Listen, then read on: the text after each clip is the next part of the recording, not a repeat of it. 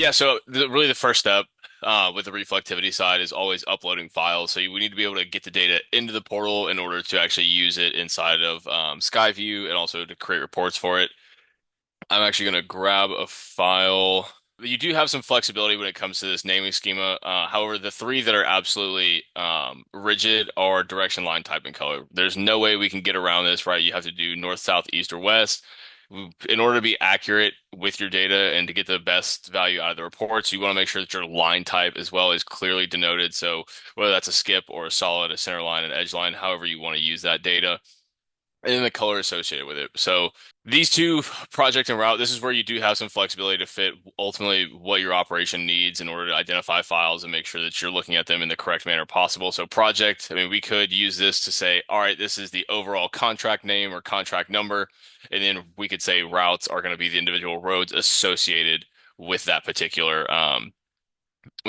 contract. So you could again do this really however you want. You could break up routes into control sections. You could break them up into work order numbers, really whatever you want to track here. That ultimately you want to be able to filter by inside of Skyview and reports.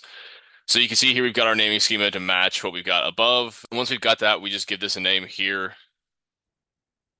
Once we've given it a name and we're ready to go, we can hit submit here, and this file will be uploaded into Spec Right Online. Now you can do a batch of files. I mean, you could do one file like we're doing here. You could do up to 100 files. It's really up to your heart's desire. There's no limitation on the amount of files that you can include. Um, and that's just in order to make sure that you can get all of the files related to the particular job or particular project, contract, whatever it may be, in at one time. So once you've submitted, that file is going to, that job that you just created with those retro files is going to be housed here on your retro jobs tab.